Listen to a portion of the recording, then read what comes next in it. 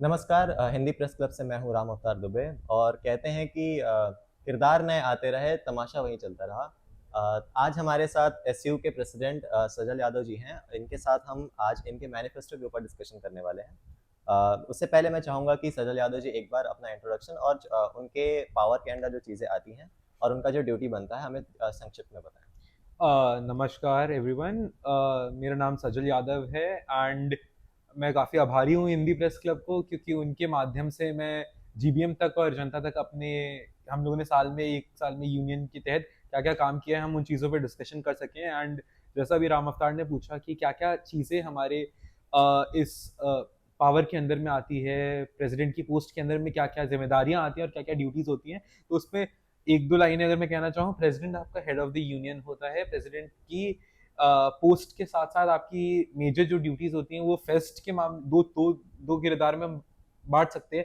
पहली चीज जो फेस्ट की रिस्पॉन्सिबिलिटीज होती हैं, वहां पे मैं as a student and as a cost and finance काम करता हूँ, जहाँ पे मेरा काम होता है मैं पूरे फेस्ट की फाइनेंशियल पॉलिसी ड्राफ्ट करना और उसकी सक्सेस के लिए रिस्पॉन्सिबल। और दूसरी चीज बच्चों के नीड्स का प्रतिनिधित्व करना, जो उनकी समस्या है उनको एडमिन तक लेके जाना और उन चीज़ों पे काम करना। तो ये एक स्टूडेंट यूनियन प्रेसिडेंट की मुख्य ड्यूटी होती है। तो अब हम शुरू करते हैं मैनिफेस्टो से। हम्म। पहला स्टार पॉइंट अटेंडेंस रूल रहा है।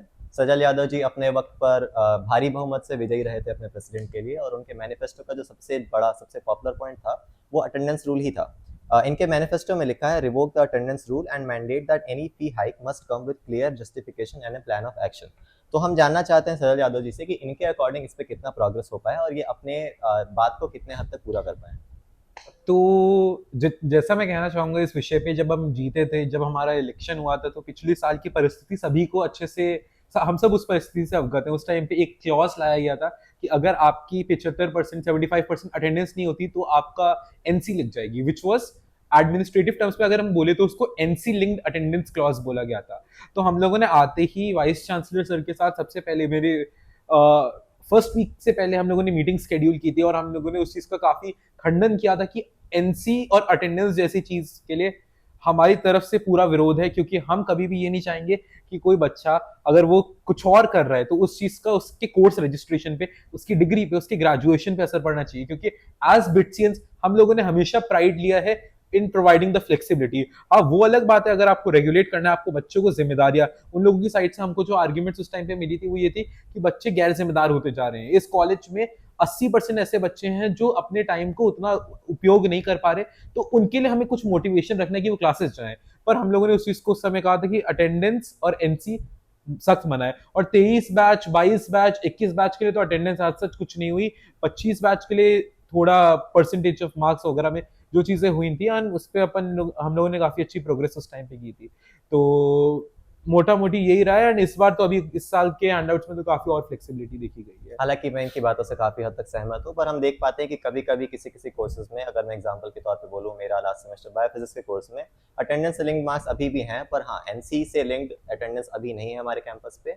और सिंस ये काफ़ी बड़ा मुद्दा रहा था, हमने हिंदी जो प्रेस। आइडियली होनी भी नहीं चाहिए। अटेंडेंस और NC is are two very different concept. And हम किसी को प्रेशराइज नहीं करना चाहते कि वो क्लासेस जाए। हमने उस टाइम पे जब बातें छेड़ी थी तो हमने खुद मेरा उदाहरण दिया था कि अगर मैं एसयू का प्रेसिडेंट हूँ, हमारे यहाँ कितने कितने लोग, कितनी स्टूडेंट क्लब्स में इतनी अहम भूमिकाएं निभाते हैं, काफी लोग कॉन्स्टेंट्स हैं। एंड बिट्स हम प्राइड लेते हैं अपने आप को एक स्टूडेंट रन कैंपस होने पे, जहाँ पे सीआरसी आपकी कंप्लीटली स्टूडेंट रन है, आपकी एसयू स्टूडेंट रन है, फेस्ट आपके स्टूडेंट रन है। तो ऐसे में अगर मैं उतनी क्लासेस नहीं जा पाया, तो ऐसे में तो मुझे मेरा एक ईयर में पूरा ईयर बैग लगना चाहिए, सारे कोर्सेज में एनसी लगनी चाहिए।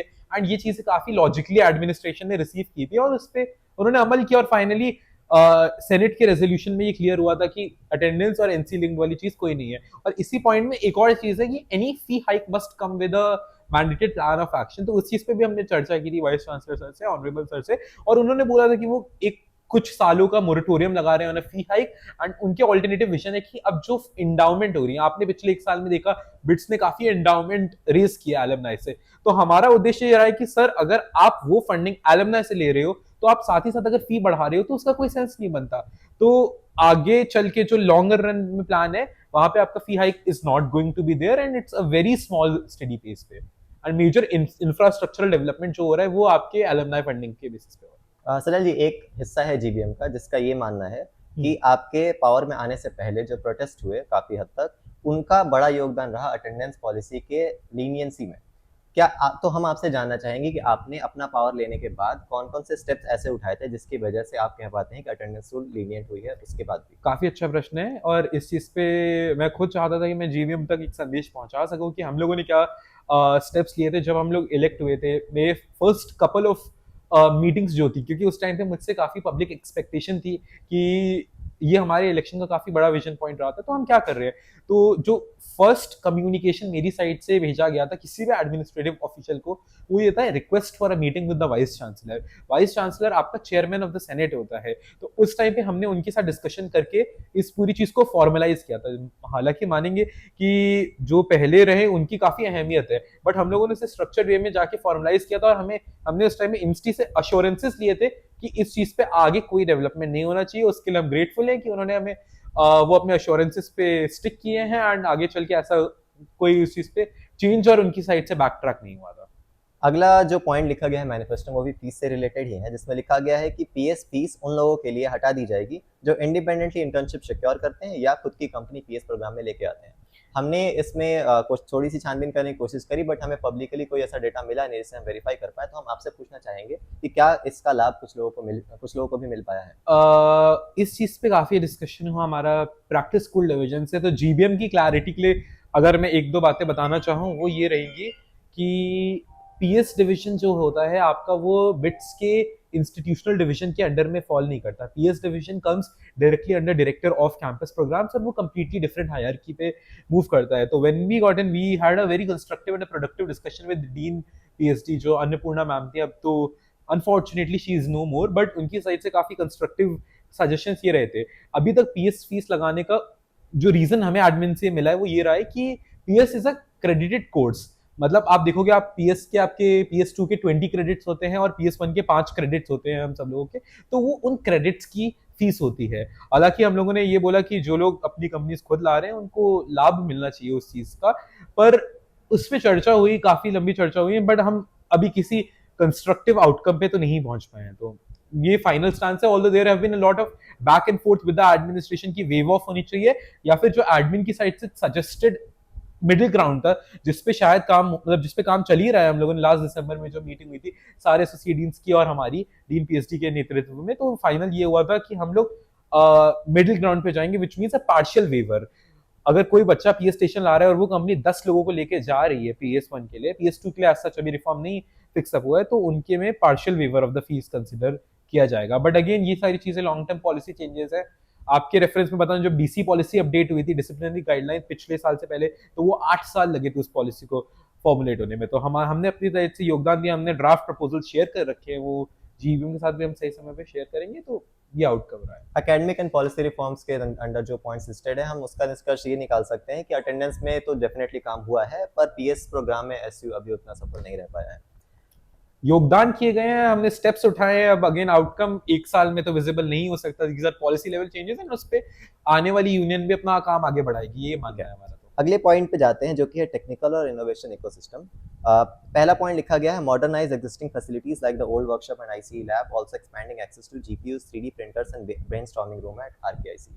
इसमें हमें ज्यादा डेटा मिल नहीं पाया आपसे बात करने से पहले, तो हम चाहेंगे कि आप ही अपने तरफ से बताएं किस पे क्या काम चल रहा है। एग्जैक्टली, तो उस चीज पे हम लोग जो ये बोलना चाहेंगे, जो आपके कैंपस की एग्जिस्टिंग लैब्स हैं, जैसे आप अगर आप में से कोई भी आपने देखा होगा जो लैब्स है वो काफी कम एक्सेसिबल है और उनको लेके फंडिंग कम थी। जैसे अब आप एएसएमई या फिर काफी ऐसे नॉर्मल क्लब्स हैं जिनके पास 3D प्रिंटर्स वगैरह की एक्सेस नहीं होती है, तो और उनको वो एक्सेस प्रोक्योर करने में प्रॉब्लम आती है, क्योंकि अगर जो पाइड्स की इंफ्रास्ट्रक्चर है या उनकी लैब्स हैं, उनके रिसोर्सेज हैं, वो एक प्राइवेट प्रॉपर्टी है राकेश कपूर इनोवेशन सेंटर की। And Rakesh Kapoor innovation centre does not come under bits Pilani, it's a registered company. The land is on lease, that's both of bits and वो दोनों आदित्य बिरला ग्रुप के अंडर में आते हैं। सो हमें ये मिला, तो हमने बच्चों तक रिसोर्सेज, क्लब तक रिसोर्सेज प्रोवाइड कराने के लिए अपनी तरफ से जो अथक प्रयास किए थे वो ये थे कि हम खुद क्लब्स को फंडिंग देने की तरफ अग्रसर थे, कि उन क्लब्स को जिनको इंफ्रास्ट्रक्चर की कमी है हम उनको खुद प्रिंटर करवा दे। जैसे अभी नए क्लब्स कुछ कुछ बने, बिट्स रोबोटिक सोसाइटी, हमने उनको 2 लाख का फंड सैंक्शन किया, उन्होंने 3D प्रिंटर वगैरह काफी चीजें खरीदी हैं। तो हमारा कमिटमेंट है टेक्निकल कल्चर फॉस्टर करने के लिए। अगर इंस्टी डायरेक्ट फंडिंग पे हेजिटेंट है तो हम अपनी साइड से फंडिंग करके वो बर्डन उठाएंगे और उन चीज़ों पे अपन प्रयास इसका करेंगे। निष्कर्ष शायद मैं ये निकाल पा रहा हूँ कि भले ही आरकेआईसी आदि सुविधाएं डायरेक्टली अवेलेबल नहीं हो पाई, पर एसयू के तरफ से खुद के फंड्स यूज करे गए हैं ताकि टेक्निकल क्लब्स को उनकी जो भी लाभ उन्हें चाहिए वो मिल पाए। अगला पॉइंट है Mitsubishi lab, Mitsubishi sponsored lab का, जहां डायरेक्ट जापानीज कोलैबोरेशन की डिमांड रखी गई है, जहां से इंटर्नशिप और प्लेसमेंट अपॉर्चुनिटीज आ पाए। मित्सुबिशी के साथ हमारा टाई अप, हमारी काफी बात चली थी in the first half of the tenure पिछले सेमेस्टर में, एंड मित्सुबिशी के साइड से काफी अच्छा गो अहेड था कि they were willing, we have a lot of communication there and Mitsubishi को कोई प्रॉब्लम नहीं है लाभ लाने में, उनके साथ बहुत अच्छी अंडरस्टैंडिंग थी। But given the current insti space, हमें हमने हमें हमने इंस्टीट्यूट से बात की, डीन एडमिनिस्ट्रेशन से बात की, but sadly we do not have a space available जो मित्सुबिशी को चाहिए। Mitsubishi needs a very big space to construct a lab. अगर मैं आप लोगों के रेफरेंस के लिए लेमैन टर्म्स में बताना चाहूँ, तो आप FD2 के जो पहले 2 कमरे देखोगे, घुसते साइड ऊपर की साइड 2201 2202, कंबाइंड उतने स्क्वायर फुट की वर्किंग स्पेस उनको चाहिए थी, जो आज की डेट में हमारे पास इंस्टीट्यूट में अवेलेबल नहीं थी। उसके लिए हम जो आंक के पीछे एक बिल्डिंग है वहां पे काम चल रहा है, अभी हम उस पॉइंट पे भी आएंगे ग्रेजुअली, तो वहां कहीं अगर फ्यूचर कैंपस कंस्ट्रक्शन होता है हम वहां पे शिफ्ट करेंगे। बट अभी स्पेस रिक्वायरमेंट्स के दौरान उनकी साइड से एग्रीमेंट थी, बट यहाँ से हम फीजिबल नहीं करवा पाए थे। तो टेक्निकल और इनोवेशन इकोसिस्टम में जो 2 पॉइंट लिस्टेड हैं उसमें भी हम शायद यही निष्कर्ष निकाल पा रहे हैं कि पहले पॉइंट पे फिर से काम हुआ है और दूसरा पॉइंट कंप्लीट नहीं हो पाया है, उसका रीजन जो भी रहा हो। अगले पॉइंट पे आते हैं जो कि है financial transparency and SU reforms. इससे पॉइंट्स पे जाने से पहले मैं एक बार आपसे जानना चाहूंगा कि आपने अपनी तरफ से फाइनेंशियल ट्रांसपेरेंसी को प्रमोट करने के लिए क्या क्या स्टेप्स लिए। देखिए, इस चीज पे मैं आपको आपका ध्यान एक मुद्दे की तरफ केंद्रित करूंगा। आज से पहले कभी कई बार यूनियन पे प्रश्न उठे हैं कि हम अपने फाइनेंशियल रिकॉर्ड्स को, अपनी फाइनेंशियल स्टेटमेंट्स को लेके उतने ट्रांसपेरेंट नहीं रहे। अब वो चीज आपकी कहाँ हाईलाइट होती है, अगर आप section 2C of the procedure manual की तरफ देखोगे तो वहां पे प्रेसिडेंट बाध्य है एक सेमेस्टर फाइनेंशियल रिपोर्ट निकालने के लिए, जिसके तहत हम लोगों को पूरा ब्रेकडाउन देना होता है कि यूनियन के पैसे, यूनियन के फाइनेंसेस किस किस तरफ केंद्रित हुए हैं। एंड पिछले 2 प्रेसिडेंट्स उतने सफल नहीं रहे, जो भी कारण रहे हो कि वो रिपोर्ट पब्लिश करे। पर हमारे टेन्योर में हमने सेमेस्टर 1 सेमेस्टर 2 की काफी डिटेल्ड रिपोर्ट जीबीएम के समक्ष रखी है। अगर आप वो चीज उस रिपोर्ट को पढ़ेंगे तो हमने एक मामूली आदमी जिसको यूनियन के बारे में, जिसको क्लब्स के बारे में, डिपार्टमेंट्स के बारे में भी नहीं पता है, उसके लिए भी वो रिपोर्ट काफी इतनी संक्षिप्त है। प्रीफेस के साथ साथ हर एक एक हेडर का ब्रेकडाउन दे रखा है कि कहाँ कहाँ यूनियन का कहाँ कहाँ पैसा लगा है। तो हमारी तरफ से वो एक बहुत बड़ा स्टेप है कि हम अपनी financial accountability, financial transparency public रख रहे हैं। और हाल जितनी आरटीआई हमारे पास रेगुलरली साल भर में आती रही है, हम लोगों ने कॉन्स्टेंटली डेटा शेयर किया है। तो आपका कहना है कि आपने फाइनेंशियल ट्रांसपेरेंसी को डेफिनेटली प्रमोट किया है। काफी ज्यादा, अब and it should be the manifesto case. Points पे आते हैं। पहला पॉइंट है एसयू ऐप पे मंथली अरियर्स दिखाना और बिल स्प्लिट फीचर। जहां तक मैं समझता हूँ मंथली अरियर्स तो हालांकि शायद दिखते हैं, पर बिल स्प्लिट फीचर अभी तक नहीं आ पाया। एसयू ऐप एक प्रोग्रेस में है। एसयू ऐप 2.0 करके हम लोगों ने एसयूटीटी के साथ काम किया था। हमने एसयूटीटी को नीड एंड रिक्वायरमेंट बताई थी एक new and a better SU app के लिए, not just bill split feature but multiple. There are a lot of bugs in the SU app. There are a lot of, it's very old as of right now. So हम लोगों ने उनके साथ अच्छी खासी चर्चा की थी। हम चाहते हैं कि एक नया SU ऐप डेवलप हो, एंड जितनी हमारी SUTT से बात हुई उस पर काम चल रहा है, एंड बहुत जल्दी वो ऐप भी लॉन्च होगा। उसमें बिल स्प्लिट फीचर के साथ साथ मल्टीपल और फंक्शनैलिटीज अवेलेबल रहने वाली है जीबीएम की सुविधाओं। एक जीबीएम की कॉमन ये भी दिक्कत रही थी कि एसयू ऐप जो था वो नए एंड्रॉइड वर्जन में नहीं चल पा रहा देयर था। Was a bug in between जो काफी नए एंड्रॉइड्स पे नहीं चल पा रहा था, बट जो हमें मेल एड्रेस हुई थी उस टाइम पे, कई मेल्स हम लोग के पास नहीं थी, वो सारे इश्यूज तुरंत फिक्स हो गए थे। हालांकि एसयू ऐप 2.0 के लॉन्च होते ही that would be compatible on all the updated and present devices, both तो आईओएस ये एंड एंड्रॉइड। एसयू 2.0 ऐप हम कब तक एक्सपेक्ट कर सकते हैं? आप ये अभी वैसे टाइमलाइन से काफी डिलेड चल रहा है, although it was supposed to be launch in February, but SUTT की कुछ और वर्किंग प्रायोरिटीज थी उस टाइम पे। We can expect this to come in like within a month और 2। अच्छी बात है, आगे बढ़ते हैं, जिसमें लिखा गया है launch a digital portal for clubs to apply for reimbursements, track approval status and ensure transparent timely fund disbursement.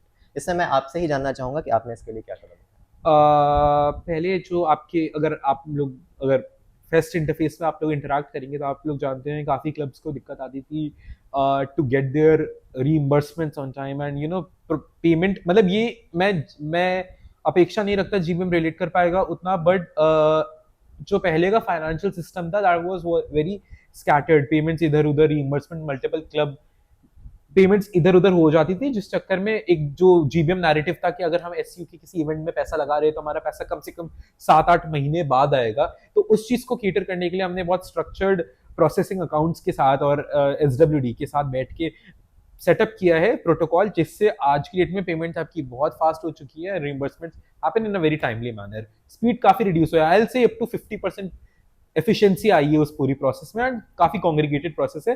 And दूसरी एक चीज हम बोलेंगे कि अगर कॉमन मैन को समझाने के लिए, अभी जो एससीयू पेमेंट्स होती हैं, there are three stakeholders involved in the process, us and CRC on one side, SWD on one side and accounts on one side. So this was earlier very cascading and a long chain. We have brought some systematic reforms in the entire process. तो अब bill speeding बहुत जल्दी हो जाती है, तो इससे organisational efficiency बढ़ रही है। अगला पॉइंट आपने लिखा है, deliver 1 crore plus in annual benefits through hackathons, competitions and internship opportunities while simultaneously driving brand collaboration and ensuring dedicated funding supports for clubs and student projects. इसका तो हमें कोई पब्लिक में अवेलेबल डेटा है मिला इसके नहीं, तो इस पे हम लोग कमेंट ये करना चाहेंगे कि इसको आप जैसे दो दो आप एस्पेक्ट्स में बांट सकते हैं, जैसे organise monthly competition to provide, आपने फंडिंग वाली चीज भी इसके साथ ही रीड की है? नहीं ये ठीक है, तो हमारे पास funding support for clubs and student project एक एस्पेक्ट हो गया, और एक 1 CR फंडिंग वाला टारगेट हो गया। तो पहले funding and opportunities for clubs पे बात कर लेते हैं। तो मेरे टेन्योर के आने से पहले क्लब्स के पास, टेक्निकल एसोसिएशंस के पास एसयू की या इंस्टीट्यूट की साइड से जीरो सपोर्ट होता था फंडिंग के लिए, which was a very important vision for me when I contested my election। अगर आप लोग ने मेरी पिच सुनी होगी तो I went to room and say कि BITS Pilani being a very premier technical institution does not invest in its technical clubs and societies, and उनको जीरो फंडिंग मिलती है। तो हम लोगों ने student leadership, university wide student leadership council, जिसकी again chairperson vice chancellor sir होते हैं, और हम तीनों कैंपसेस के प्रेसिडेंट जनरल सेक्रेटरीज होते हैं, हम लोगों ने एक अच्छा खासा प्रपोजल बनाया था, जहां पे ना कि पिलानी कैंपस में बट आज की डेट में गोवा और हैदराबाद कैंपस में भी प्रति सेमेस्टर अप टू 25 लाख, 20 से 25 lakh depending on the semester, हम लोग फंडिंग प्रोवाइड कर पाए हैं क्लब्स के लिए। तो 25 लाख एक कैंपस, 50 लाख, ऐसे 4 कैंपसेस पिलानी, दुबई, हैदराबाद और गोवा, हम लोगों ने 2 करोड़ की फंडिंग इंस्टीट्यूट से ऑब्टेन की through constant lobbying and structured plan of action, which I believe is a very very big achievement, given हम लोग जीरो सपोर्ट से up till 2 CR university wide support पे गए हैं। एंड दूसरा टारगेट रहा हैकाथॉन वाली चीज, उस चीज में स्टैंड अलोन इवेंट्स हुए हैं, हमारे कुछ एग्जीक्यूटिव कमेटी मेंबर्स ने, हम लोगों ने उन्हें जो बोला था कि बिगर विजन है कि इवेंट्स करवाने हैं, उस चीज पे कुछ stand alone events, brand collaboration, partnerships हुई हैं। हालांकि 1 CR वाले टारगेट से हम अभी भी काफी दूर हैं। तो इस पॉइंट का जो लेटर हाफ है, जिसमें हम देख पा रहे हैं कि सब क्लब्स को फंडिंग सपोर्ट मिली है, मिलने की कोशिश करी गई है एसयू द्वारा, उसमें कुछ काम किया गया है। जो पहला पार्ट है हैकाथॉन्स कॉम्पिटिशन्स, अभी तक मंथली हैकाथॉन्स की अगर हम बात करें तो अब तक 12 हैकाथॉन हो जाने चाहिए थे, जो शायद नहीं हुए हैं।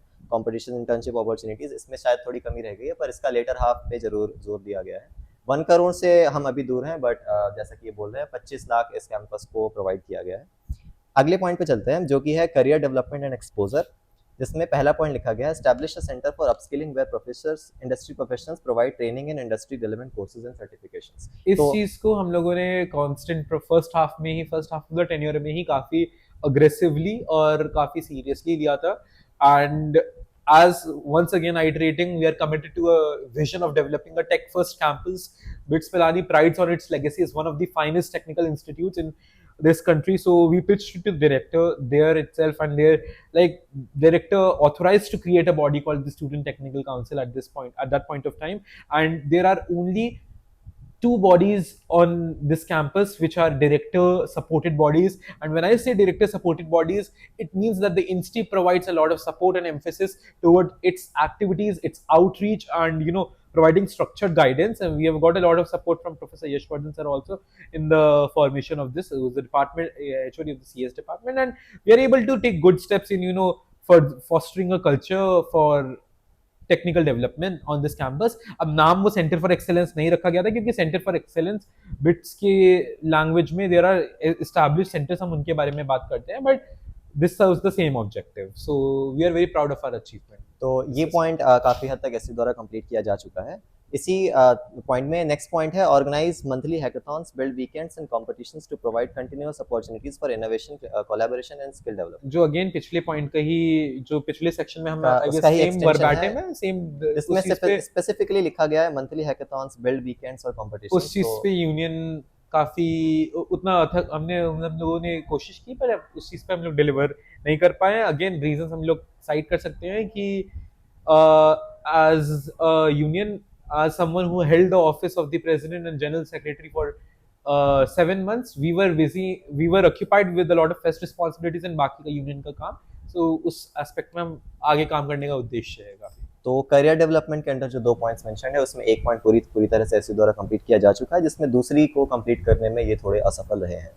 अगला पॉइंट है कैंपस इंफ्रा और स्टूडेंट फैसिलिटीज, जिसमें पहला पॉइंट रहा जो कि एक दूसरा स्टार पॉइंट भी था इनके मैनिफेस्टो का, जिसमें लिखा गया है build a multi storey SAC with modernised facilities including a gym, squash court and expanded activity spaces with air conditioning. तो जीबीएम को जहां तक नॉलेज है मल्टी स्टोरी सैक का काम दिखता तो नहीं है और कोई पब्लिकली अवेलेबल डेटा भी नहीं है, तो मैं उस आपसे चीज पूछना पे चाहूंगा या हाँ, कि क्या प्रोग्रेस है इसका। तो काफी अच्छा प्रश्न है आपका। इस चीज पे हम लोग ये बताना चाहेंगे कि we are very proud that there have been sanction from the institute regarding the reconstruction and creating a newer facility.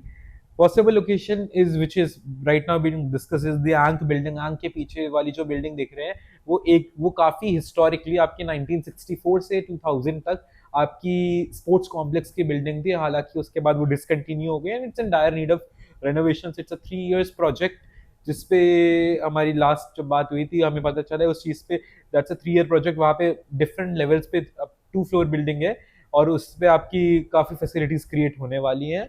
ये इन्फॉर्मेशन हम लोगों को और स्पोर्ट्स यूनियन दोनों को ही इन्फॉर्म की गई है।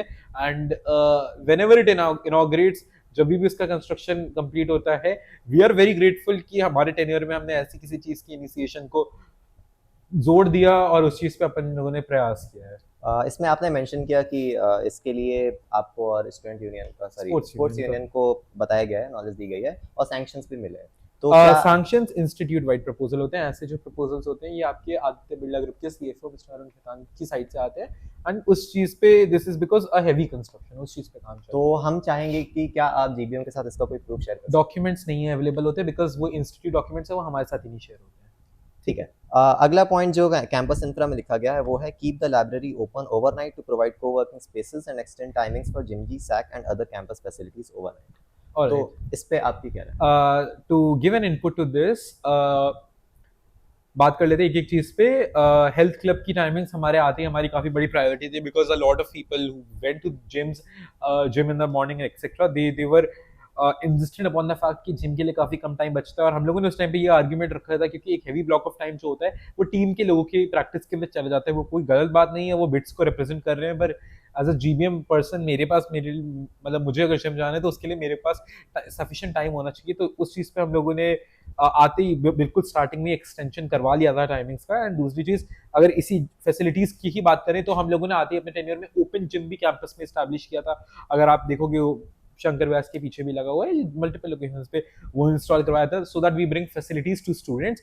एंड दूसरी चीज बात करें लाइब्रेरी ओवरनाइट वाली चीज, तो लाइब्रेरी स्टाफ शॉर्टेज के चक्कर में, क्योंकि स्टाफ क्वार्टर अवेलेबल नहीं हो पाता, रात को अगर किसी को रुकाना पड़ेगा तो वो प्रोजेक्ट डिलेड है। अभी जब स्टाफ क्वार्टर पे काम शुरू हो चुका है, अगर आप उस साइड क्वार्टर साइड जाके देखेंगे तो जैसे ही क्वार्टर बनते हैं, नए रेजिडेंशियल क्वार्टर बनते हैं, तो प्रोविजन है, प्रावधान है, डायरेक्टर से चीफ लाइब्रेरी दोनों से बात हुई थी कि एक और बंदे को रिक्रूट करेंगे वो लोग एंड उसको वहां क्वार्टर देंगे, तो आप उस पर तब काम हो जाएगा। बाकी हम बच्चों को उनकी रात को काम करने के लिए, क्योंकि कितने क्लब में लड़कियां होती हैं वो साथ बैठ के पढ़ाई नहीं कर पाते, काम नहीं कर पाते, एक प्रॉपर स्पेस नहीं होता, तो उसको करने के लिए हम लोगों ने एक अपने एग्जीक्यूटिव कमेटी मेंबर पुलकित भारद्वाज के थ्रू हम लोगों ने उनको निर्देश दिया था कि वो एक एफडी रूम ओपन करवाएं जल्द से जल्द, ताकि हम लोगों के लिए सर्विस प्रोवाइड कर सकें। तो इस पॉइंट के टेक्निकल वर्ड्स पे जाएं तो लाइब्रेरी की जगह एक FD2 का रूम ओवरनाइट खोला जा रहा है। जिमजी का टाइमिंग ओवरनाइट एक्सटेंड करने के बजाय सिर्फ एक्सटेंड करी गई है।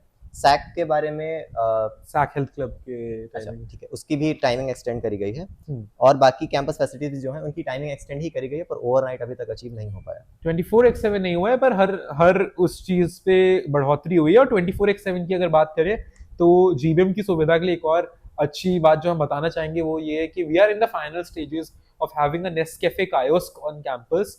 सो उसकी पॉसिबल लोकेशंस हम लोग अभी आइडेंटिफाई कर रहे हैं, वो पीछे आएगा उसके शंकर व्यास के पीछे, and which would be 24x7 kiosk on campus which would provide coffee, Maggi and छोटे छोटे जो स्नैकिंग आइटम्स होते हैं। क्या इसका आप कोई प्रूफ जीवन के साथ share करना चाहेंगे? कोई document? एमओयू है, हम शेयर कर देंगे आप ठीक लोगों है के साथ। इसका एमओयू नहीं, ले- वो प्रपोजल फॉर जो मीट होती है हम लोग नेस्कैफे की टीम के साथ, बाकी वो जो भी डीन एडमिन document- के ये सारे डॉक्यूमेंट्स आप डीन एडमिन के ऑफिस से भी ठीक है जो भी एससी द्वारा हमें डॉक्यूमेंट शेयर किया जाएगा वीडियो के बाद खबरनामा पे वो डॉक्यूमेंट्स अटैच कर दिए जाएंगे। अगला पॉइंट है equip every hostel room with ergonomic office chairs along with study lights to improve comfort and productivity. तो जैसा कि हम सब अभी तक देख पा रहे हैं, अभी तक तो कोई लैम्प या ergonomic चेयर अभी तक नहीं लगाई गई है, तो मैं आपसे जानना चाहूंगा कि इस पे क्या प्रोग्रेस है। तो अब उस चीज़ पे हम लोग ये क्या मतलब जितना हमारी बात हुई, हमारी वाइस चांसलर सर को हमने प्रपोजल भेजा था उस चीज़ पे, एंड उस चीज़ पे again it's not a one day plan, it's a to longer duration plan है। चेयर्स का उन्होंने तीनों कैंपसेस के स्पेसिफिक डायरेक्टर्स को इंस्ट्रक्शन दिए थे कि to sanction a budget for this. Of course अब वो आप given the hostel fees that we have, एक साल के बजट में पुट करना मुश्किल था, हालांकि it's in the pipeline, we have a go ahead and we are working on it right now. The only challenge that we have is disposal of 5,000 wooden chairs. हालांकि उस चीज पे कॉम्प्रिहेंसिव पॉलिसी बन रही है, उस चीज पे काम हो रहा है। मैंने एचपीसी के एक सदस्य के साथ कल रात को वो मेल पे चर्चा भी की थी, और पर वीसी सर के साथ हम कोई कम्युनिकेशन का स्क्रीनशॉट शेयर नहीं कर सकते। इस काम को हम पूरा होने के लिए कौन सा टाइमलाइन एक्सपेक्ट कर सकते हैं? This is a longer plan. This is a like all of these plans cannot happen overnight, or not like 1 year is not sufficient, you know. और So it's a क्या longer इसका plan. आप कोई proof share करना चाहो, कोई document? Snippet नहीं share कर सकते वीसी सर के साथ, जो मेल है उस चीज ठीक है अगला जो पॉइंट आता है वो है कंफर्ट, सेफ्टी और वेलबींग, Yeah. जिसमें पहला लिखा गया है shade tanks, add water softness to reduce hair fall, skin issues, supervise cooler cleaning and install hot, cold and normal water. जो नई क्लीनिंग एजेंसी आपकी आई थी उन लोगों ने वाटर क्लीनिंग जो होती है, आप लोगों ने देखा होगा कि हॉस्टल में इस साल इश्यूज, क्लीनलीनेस इश्यूज काफ़ी कम रहे हैं, बिकॉज आते ही साथ हम लोगों ने एक नए वेंडर पे काफ़ी ज़्यादा हम स्विच कर गए थे। हम लोगों के पिछले साल काफ़ी क्लीनलीनेस इश्यूज रहते थे, बोथ इन वाटर मेंटेनेंस वाली कूलर के पानी को लेके भी, और वैसे इंटरनल क्लीननेस को भी। With the onboarding of a new vendor majority of those issues are sorted and rectified, and I hope अब वाटर के इश्यूज को लेके उतनी कोई प्रॉब्लम नहीं है। And there are regular charts, हम लोग क्लीनिंग एजेंसी से भी डॉक्यूमेंट्स ऑब्टेन करते हैं कि वो डेली, मतलब डेली नहीं, हफ्ते भर में टिक टिक टिक टिक टिक हो रहा है कि नहीं हो रहा है, क्लीनिंग हो रही है। इस पॉइंट में 4 चीजें लिखी हैं, आपने एक के बारे में बात करा, बाकी एक बार उसके दिखाइए। एक है टैंक्स शेडिंग, वाटर सॉफ्टनर, और अंतिम है वाटर सॉफ्टनर वाली चीज और ये वाली चीज पे दोनों पे काम हुआ है। वाटर कूलर और टैंक शीट पे हम लोग टैंक शीट पे नहीं काम कर पाए, बिकॉज वो बजट में इंकॉर्पोरेट नहीं हो पाई थी चीज है। And hot and normal water वाले ऑप्शंस पे भी अभी तक प्रोक्योरमेंट नहीं हुआ है उस चीज का, तो ये दोनों चीज पे जीपी से क्षमा मांगेंगे, इन दो चीजों पे हम लोग सक्सेसफुल नहीं रहे। तो इसमें 4 चीजें लिखी गई हैं, जिसमें एक पर काम किया गया है, बाकी 3 अभी तक नहीं हो पाए हैं। अगला पॉइंट है redevelop cuties in Meera, build pavements between different blocks, add 1 water cooler per floor and install new gym recreational equipment in common rooms for better access and comfort. तो हम आपसे जानना चाहेंगे सबसे पहले कि क्यूटी मीरा की क्यूटी कैंपस वाइड उस चीज पे हम यही कहेंगे कि campus wide redevelopment project undertake हो रहे हैं रिगार्डिंग सीमेंटिंग को लेके। तो आप लोगों ने जैसे देखा होगा over the summer term, previous summer term, her hostel के बीच में पेवमेंट्स कंस्ट्रक्ट हो चुके हैं विच वर not there earlier and which have solved a lot of issues, and the same construction work is now being extended to Mira side। कुछ भी construction work summers में नहीं हुआ है, summers में ये वाले issue area में कहीं construction work हुआ था, reason being क्योंकि आप normal regular semester में traffic इनहिबिट नहीं कर सकते हैं, वही सेम कंस्ट्रक्शन वर्क वहाँ पे एक्सटेंड होगा। और दो प्राइमरी चीजें जो वहाँ पे होने वाली है वो है ब्लॉक पेवमेंट्स बनेंगी इंटर ब्लॉक, जैसे यहाँ पे आप लोगों ने केजी वाली साइड वगैरह देख रहे हैं, एंड दूसरी चीज क्यूटी सीमेंट होंगी उस चीज पे। तो ये आपका पेवमेंट वाली इशू पे बात होगी। और दूसरा कौन सा आगे क्या लिखा था? Water cooler per floor, add 1 water cooler. Water cooler block 1 वगैरह में ऐड हुए थे। एंड तीसरी चीज जिम इक्विपमेंट्स ऑलरेडी इंस्टॉल, जो जिम इक्विपमेंट्स का स्टार्टिंग ऑफ द टेन्योर में हम लोगों ने फंडिंग अप्रूव करवा दी थी, और कुछ नॉट ऑल ब्लॉक पर कुछ ब्लॉक में नए इक्विपमेंट्स आए थे जिम के। हमारे कुछ सूत्रों का मानना था कि जो पेवमेंट बनाने का काम है वो एडमिन का काम है और उनकी इनिशिएटिव है, तो क्या तो अगर ये चीज तो एसयू काफी टाइम से बोलती आ रही है, और अगर पेवमेंट इस बार ही बनने थे तो फिर पहले कभी क्यों नहीं बने? ये चीज हमारी तरफ से, हमारे कई एचरेप्स की तरफ से अथक प्रयास के बाद हुई है। हम लोगों ने काफी जोर दिया था, कृष्णा के एचरेप ने काफी लंबा प्रपोजल दिया था। हम सब लोगों के एक जॉइंट एफर्ट्स के बाद ही हम लोग पेमेंट के लिए इतना पुश कर करके एडमिन को मना पाए कि आप इसको प्रायोरिटी पे लीजिए, और हम लोगों ने इसके लिए हैवी बजट सैंक्शन करवाया था। अगर ये चीज होनी होती है राम अवतार जी, तो ये पहले क्यों नहीं हुई होती? कितने सालों से आपकी बुद्ध ये गांधी और इस मेस के बीच में तो कितने पहले से पेमेंट बन गई थी, पर ये सारे प्रोजेक्ट्स पहले से क्यों नहीं हुए? मेरा सवाल है एचपीसी से, और ये हम लोगों के काफी प्रयास के बाद इस साल कंप्लीट हो पाया है। हम इस चीज के लिए बहुत शुक्रगुजार है डीन एडमिन सर को कि उनके सपोर्ट के साथ हम इस चीज पे काम कर पाए हैं। ठीक है, अगला जो अंतिम पॉइंट है मैनिफेस्टो का, उसमें लिखा गया है partner with Amazon smart biz to enable delivery from all campus vendors and Akshay to hostels and academic blocks. तो जैसा कि हम सबको पता है, अभी तक अक्षय से कोई हॉस्टल डिलीवरी Amazon स्मार्ट बिज के साथ काफी लंबी चर्चा चली थी फर्स्ट सेमेस्टर में। वी हैव अ ग्रुप, हम डिटेल शेयर कर सकते हैं। हालांकि जो उनके साथ प्रपोजल आया था that involved a very heavy delivery fees on students per order, and as Akshay is a cooperative society, we do not want to, they also and us also as a union did not want to charge or levy extra fees onto the student, तो वो proposal बीच में ही halt हो गया था। हमारे कुछ कुछ union के मेरे बाचीज सुरेश मंगला वगैरह लोगों ने, काफी लोगों ने Amazon स्मार्ट बिज के साथ टच में थे और प्रपोजल पे काम वाम हुआ था, but that did not materialize as a very fruitful deal which was in our favor, hence we decided not to go ahead with it. Manifesto Because for us GBM needs are, you know, like GBM welfare is a priority and we cannot afford that, you know, we are charging extra, we are providing, you know, them with wrong services, and you know we are making any judgment which is not in their best interest. So जो भी करेंगे वो GBM welfare, जो भी हमारे decision रहे वो GBM welfare के एम के साथ ही रहे हैं। बिल्कुल। तो ठीक है, कंफर्ट सेफ्टी के जो 3 पॉइंट्स लिखे गए थे उसमें पहले में 4 में से 3 चीज़ें कंप्लीट नहीं हो पाई थी। दूसरे में चीज़ें हुई हैं, पेमेंट्स बने हैं, वाटर कूलर जैसा कि ये बोल रहे हैं 1 ब्लॉक में लगा है। उसके अलावा जो तीसरा पॉइंट है वो भी नहीं हो पाया। तो यहाँ पे मैनिफेस्टो खत्म होता है। हम एक बार ऊपर से नज़र डाल लेते हैं कि कितनी चीज़ें कंप्लीट सही में हो पाई हैं। तो जो एकेडमिक रिफॉर्म्स थे उसमें 2 में से 1 चीज़ पे काम हुआ है, पर वो भी पूरी तरह से नहीं हो पाया। दूसरी चीज़ में 2 पॉइंट्स थे जिसमें पहली चीज़ पे पूरा काम हुआ है, वो कंप्लीट करी जा चुकी है, जो कि था मॉडर्नाइजिंग एग्जिस्टिंग फैसिलिटीज़। दूसरा पॉइंट जो था वो जापानीज़ कोलैबोरेशन था, वो नहीं हो पाया है। तीसरा पॉइंट था फाइनेंशियल ट्रांसपेरेंसी, जिसमें एसयू के तरफ से वैसे ही बहुत चीज़ें करी गई हैं, बट जो 3 पॉइंट्स इसमें मेंशन्ड है उसमें पहला पॉइंट था एसयू ऐप का में मंथली अरियर्स दिखाना, बिल स्प्लिट फीचर दिखाना, जिसमें बिल स्प्लिट फीचर नहीं है पर मंथली अरियर्स है। जो दूसरा क्लब था उसमें portal for clubs to apply reimbursement, उसमें काम करा गया है। तीसरा पॉइंट जो था annual benefits through hackathons competitions, इसमें थोड़ा काम किया गया है पर ये टारगेट मीट नहीं हुआ है, टारगेट पूरा नहीं हो पाया है। जो चौथा पॉइंट है उसमें करियर डेवलपमेंट और एक्सपोजर की बात करी गई थी, और इसमें 2 इंपॉर्टेंट पॉइंट लिखे गए थे, जिसमें पहला था एस्टैब्लिशिंग सेंटर फॉर अपस्किलिंग। यहाँ पे ये काम पूरा किया जा चुका है, हालांकि इसका नाम बदलना पड़ा क्योंकि वो नाम पहले इंस्टी गाइडलाइंस की तरह नाम बदलना पड़ा। उसमें अगला पॉइंट था organising monthly hackathons, build weekends, ये नहीं हो पाया है। पांचवा पॉइंट था कैंपस इंफ्रास्ट्रक्चर और स्टूडेंट फैसिलिटीज, जिसमें 3 पॉइंट लिखे गए थे। पहला था मल्टी स्टोरी सैक से रिलेटेड, जो जिसका काम ये बता रहे हैं कि चालू हो चुका है। दूसरा था ओवरनाइट लाइब्रेरी और जिम वगैरह ओपन करना। इवन आप देखोगे वो जो भी कंस्ट्रक्शन है उसके लिए प्रोजेक्ट ऑफिस इंस्टी पीयू ऑफिस के बाजू में जो बिल्डिंग है वो एक्टिव हो चुकी है, सो सारा इंफ्रास्ट्रक्चरल काम वहीं से कोऑर्डिनेट हो रहा है जी। जो दूसरा पॉइंट था उसमें लाइब्रेरी वगैरह जिम वगैरह को ओवरनाइट खोलने की बात करी गई थी। हालांकि ओवरनाइट में चीज़ें नहीं खुल पा रही हैं, पर उसमें टाइमिंग में एक्सटेंशन जरूर देखा गया है और लाइब्रेरी की जगह अभी 2 रूम्स को खुले रखने का वादा किया गया है। तीसरा पॉइंट में बोला गया था कि हॉस्टल रूम्स में एर्गोनॉमिक चेयर्स और लैंप्स लगाए जाएंगे, ये बता रहे हैं कि काम चालू हो गया है, हालांकि अभी तक कुछ कंप्लीट तो नहीं हुआ है। छठा पॉइंट था कंफर्ट सेफ्टी और वेलबींग से रिलेटेड, जिसमें फिर से जैसे कि हमने बात करा, पानी से रिलेटेड 4 चीज़ें लिखी गई थी, 3 चीज़ें कंप्लीट नहीं हो पाई थी। दूसरा पॉइंट था उसमें पेमेंट्स और क्यूटी मीरा के रीडेवलप करने की बात करी गई थी, इसमें भी कुछ काम किया गया है, कुछ चीज़ें बाकी रह गई हैं। और तीसरा पॉइंट था अमेजॉन स्मार्ट बिल से रिलेटेड डिलीवरी पॉइंट्स, ये कंप्लीट नहीं हो पाया है। तो एचपीसी का ये रहा मैनिफेस्टो रिव्यू हमारे प्रेसिडेंट सजल यादव जी के साथ। आशा करता हूँ आप सबको वीडियो पसंद आई होगी। आपको फाइनली कुछ अपने तरफ से अगर एसयू की कोई चीज़ ऐड करनी हो तो आप बिल्कुल। सबसे सर्वप्रथम हम एचपीसी को धन्यवाद करेंगे कि वो जीबीएम तक ट्रांसपेरेंसी लेके जा रहे हैं। तो बिफोर हम ये कंक्लूड करें, एक छोटा सा मैसेज जो हम जीबीएम के साथ शेयर करना चाहेंगे वो यही रहेगा कि एसयू ने मैनिफेस्टो के सिवा भी काफ़ी ऐसी चीज़ें हैं जिन पे काम किया है, we have been very very aggressive towards meeting those goals.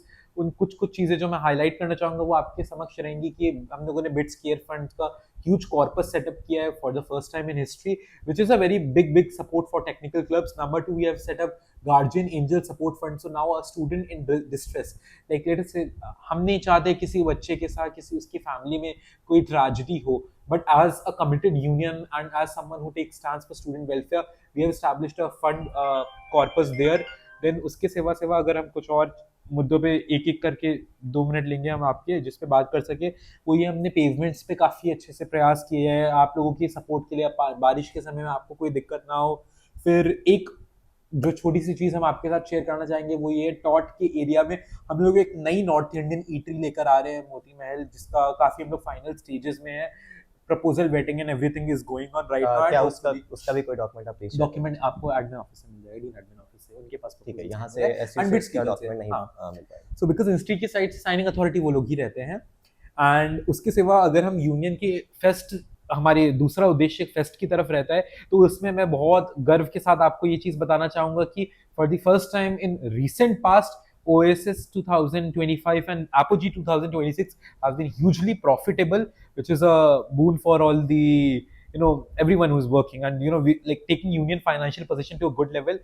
हम लोगों ने एडमिन के साथ बात करके इस बार डेट रिकूपमेंट प्लान भी सेटअप किया था, तो जो यूनियन के एग्जिस्टिंग डेट्स हैं हम उनको सेटल करने के लिए हम लोग लॉन्ग टर्म फिजिकल स्ट्रैटेजी पे काम किया है, जो अगर एचपीसी चाहे तो हम उनके साथ डॉक्यूमेंट शेयर कर देंगे, which is a very good strategy aimed at settling our debts without increasing charges on the GBM, because we feel that, you know, GBM पे एक्स्ट्रा चार्ज करके हम अपने डेट्स क्यों सेटल करें, हमारे पास अपना खुद का प्लान होना चाहिए। हम लोगों ने हॉस्टल नाइट्स को इनिशिएट करवाया as part of the SWD funding. In fact nothing was, no money was given from SU की साइड, हमने SWD की साइड से कंप्लीटली फंड करवाई एंड एक न्यू कल्चर को शुरू किया। फिर हम लोगों ने हेल्थ क्लब के टाइमिंग को एक्सटेंड करवाया, चार्जिंग पोर्ट्स इन लाइब्रेरी पे हम लोगों ने काफ़ी एनहांसमेंट किए STC।